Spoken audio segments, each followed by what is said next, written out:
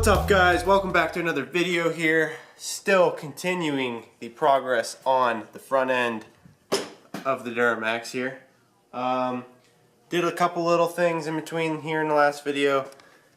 Center link still sitting there, but grab a light here and show you. So if we come under the truck here, sorry for all the movement.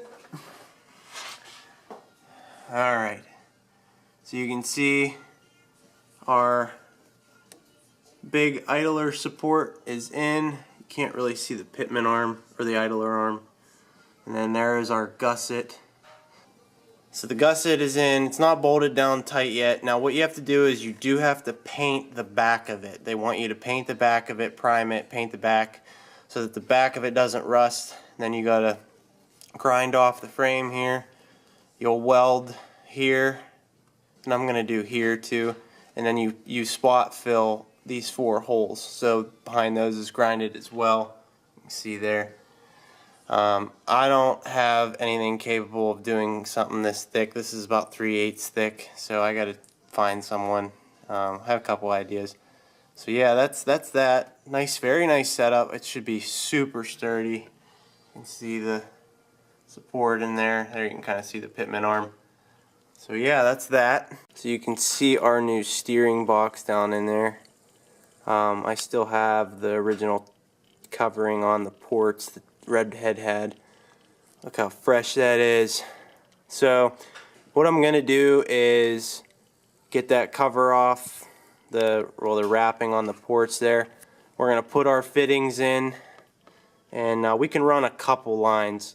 I still have to get one piece welded. So the way we got around the tight corner on the pump here, I don't know if I explained this or not. I'm going to explain it anyway. So we have this ready to go, cleaned up. I got a weld on fitting on the way, should be here tomorrow. So we just got to get, it'll slide into that fitting, and then we just got to get that welded on. And then we can continue. But we're going to try and work on these other lines. In the meantime, I'm going to show you how to do these fittings. These PTFE fittings are a little tricky. They're not bad at all to do. A little tricky, but oh my gosh, it's gonna look so nice when it's all done. I can't wait. But yeah, so we're gonna work on what we can work on, and then the last thing we'll probably have to do is just this.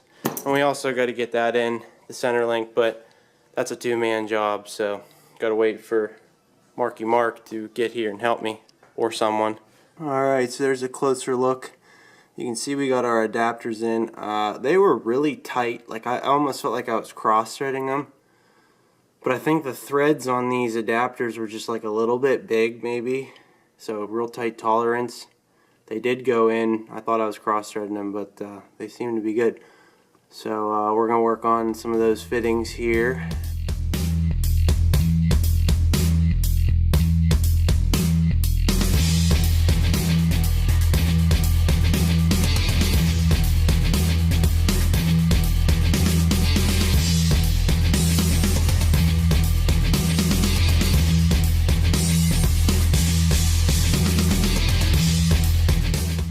So on Red Horse's website, they show using these like push lock, quick, I don't know what you call these things.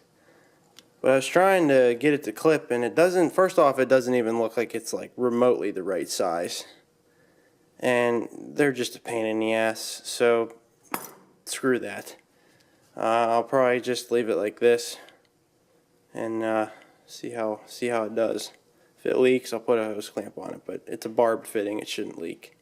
Shouldn't even need one of those, but that was pretty stupid. So we're going to put this in, I'll show you what this looks like, and we'll go from there.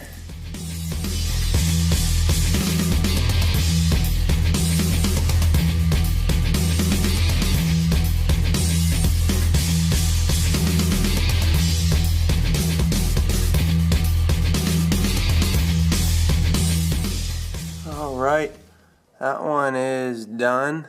That's what she looks like. So much cleaner. You know, before this thing went down, hugged along the radiator, looped down, made a big loop out here, around, and then back up in the thing. Look how just simple and clean that is. Perfect. So here is what we have planned for the that 90 that we were struggling with. So this is actually the factory fitting out of the back of the pump with the factory line. I cut the factory line, and then I got an Aero Quip, which I have them right here. An Aero Quip steel weld-on bung, and this bung actually had a step in it. So the line is actually pushed down in that bung maybe 1/8 of an inch. So I mean it's like pressed on there. Just needs a little weld around the whole thing, and she'll be good to go. It's gonna be super clean. The only thing we got to figure out is a way to have someone make a, see if we can find someone that can make us a piece in big quantities like this. Really don't want to have to do like a core charge thing for people sending in their old lines, so we have to reuse this. It'd be nice to make something out of stainless steel that's not going to rust, because this is all steel, and it was a little rusty, but I cleaned it up. Obviously mine wasn't very bad, but some of them do get bad, so have to work on that. But this is going to work for my truck, so but that's what it looks like. Alright, so I told you guys we were going to go over some boost leak stuff. So in order to do this, you obviously need one of these kits, which, there it is. I got this through Mark. He let me borrow it to do this. So we picked our size out. While I had this charge pipe out, I figured we would just go right ahead and clamp on right here, because I knew that there's really no problems in between the charger and this pipe. And so we got our gauge hooked up here, and it just clips on, quick disconnects onto your fitting there after you get that all clamped in. And then Mark already had the regulator set to 20 psi. So what you do here is you just open the valve, you just charge this up a bunch.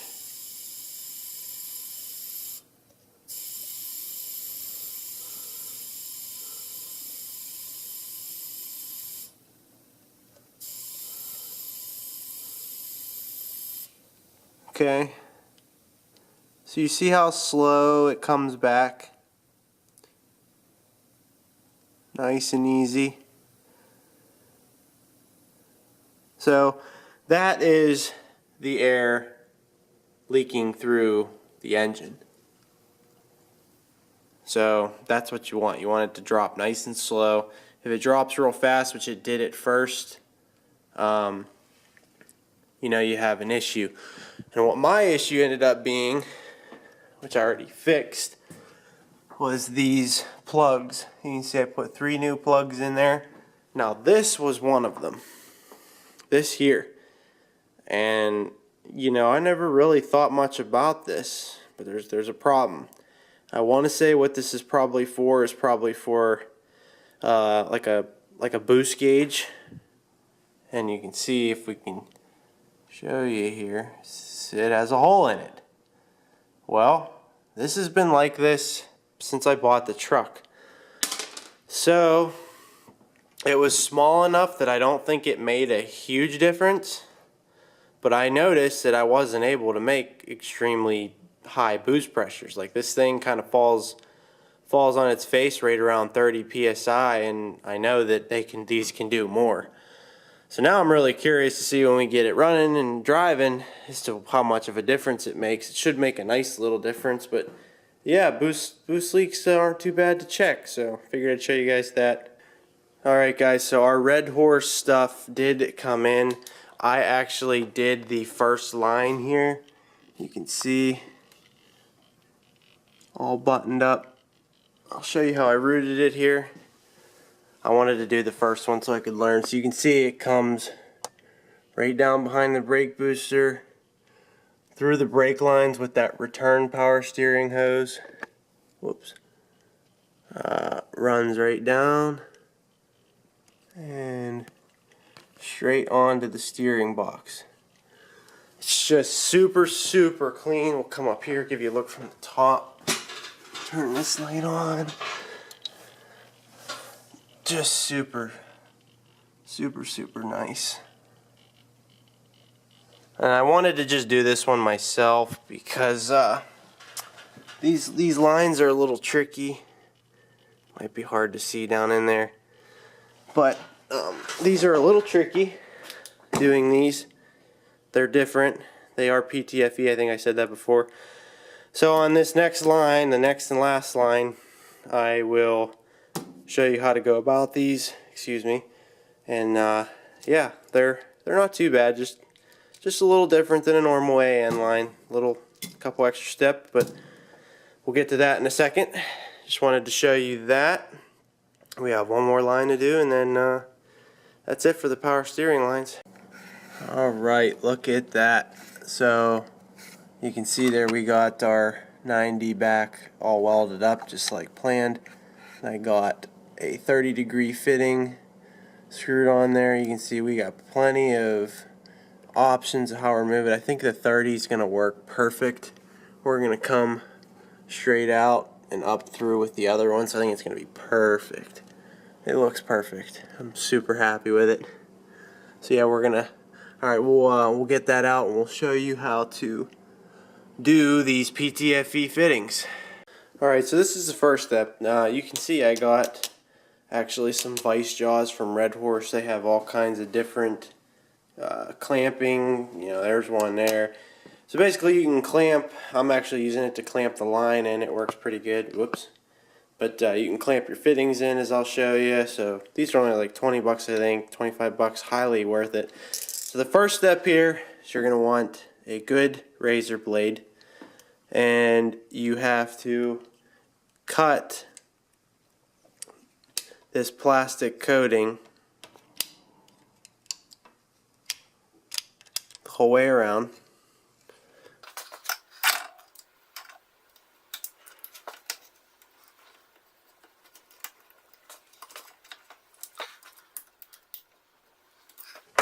And then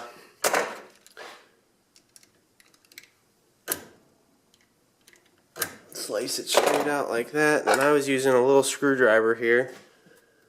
You can kind of work it up. This is probably the worst part of the process, and like some of this line isn't even like this. I got this line because I wanted the black coating so it would look clean.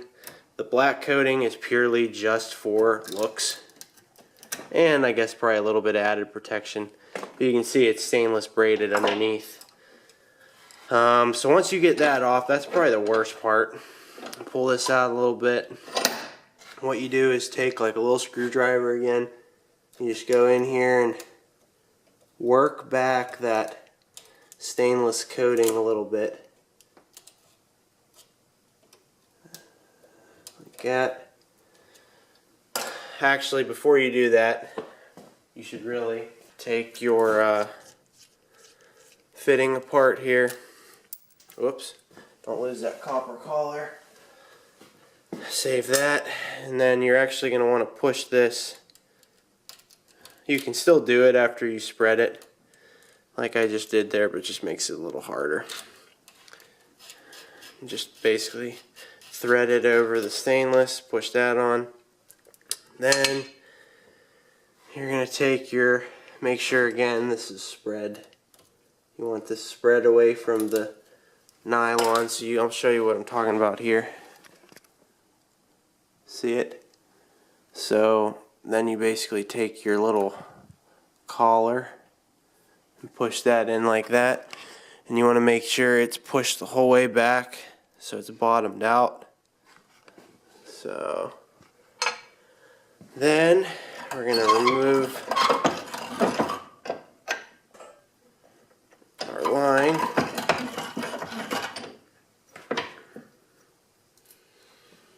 Take our fitting here.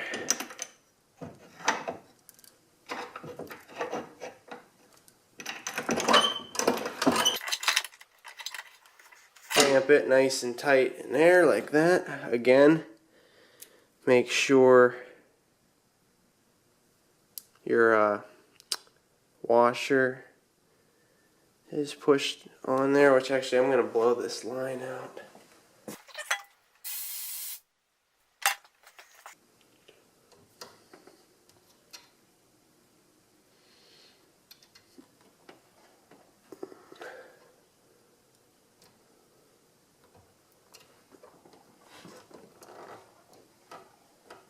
Make sure that's on there nice and tight. Slide this up.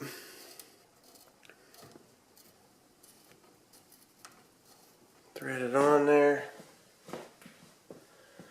Also, if you're working with these, I really recommend having a good set of AN wrenches so you don't, I gotta pull this through. These jaws for the vise, I'm not gonna lie, are a little weird, but they are worth it though.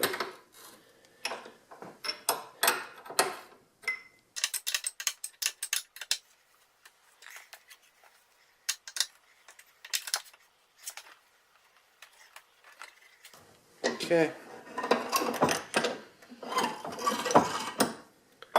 And there you have it.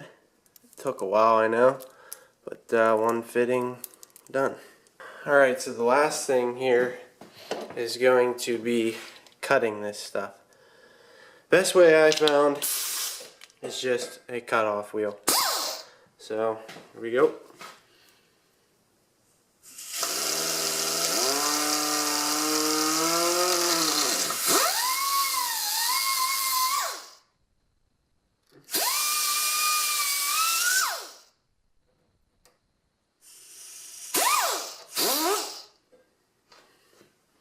You can see works good enough, so that's what I recommend, just using a good old cutoff wheel to cut it. And that's pretty much it. You saw how to cut it and assemble it, so yeah, they're not bad. And now we obviously got to see how this stuff performs, but it's just super clean. Can't wait to show you guys after I get this line in how nice this is going to be, and then we got to test it. Alright, here she is. Oh guys, just look at this. Look at that. No more line coming through here. They both go behind the, just beautiful. Beautiful. So, if we come down here, I still got to do some tying and organizing, but that's what it looks like there. No clearance issues, and down there. And then they just both come up over the brake lines under there. And so what I'm going to do is I think I'm going to tie them to those brake lines and to the other power steering return hose that was there and be good to go. They're not hitting anything. It's perfect. So I'm very overall happy. Now we got to just see if everything functions and nothing leaks. So I think Mark's going to be coming over later here. We're going to get my center link in, and then we should be good to go. We'll fill it up with some fluid and test everything out. So now that all the power steering lines are hooked up, we have to prime the new steering box. So I topped off the reservoir, filled it back up, and it says to operate the wheel back and forth, lock to lock, 15-20 times. Let it sit overnight if you can, then top the reservoir off again in the morning and do the same procedure 7 to 10 times. First, I got to get that back in. So, waiting for Mark to get here. We're going to put that center link in. Then we can do that little prime ordeal, and that'll probably be it here for a little bit anyway. So, alright, so last night ended up just not putting the center link in, filling this thing up and operating the wheel back and forth like they said with just a pitman arm. It was nice and easy, and got that ready last night. They tell you to let it sit overnight if you can, so we let it sit overnight. We just topped it off. So as soon as Mark gets here, I'm gonna put the intake back in, the piping, and wrap all that stuff up, and then we will start this thing up, get the level topped off, make sure we have no leaks in our lines, go from there. Here's a look at the MDDP intake. Turned out amazing. Can't wait to unwrap it and actually put it on. It's going to be awesome. Alright, so you can see we got the truck outside. We tested everything last night, worked really good. Give you a little high idle glimpse here.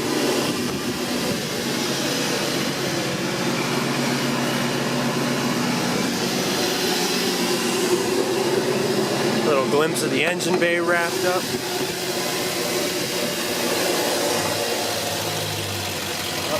Off high idle we go.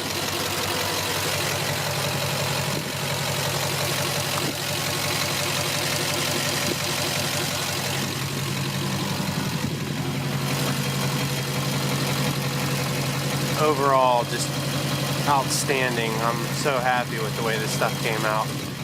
But we got to make sure it proves reliable first. But I won't be taking this truck for a drive anytime soon. So, but I think with that being said, guys, we're gonna wrap this video up. It's cold out here, so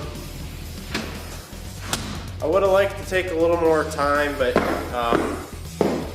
this kit hopefully will eventually be available on MDDP Performance. So yeah, I'm happy with it.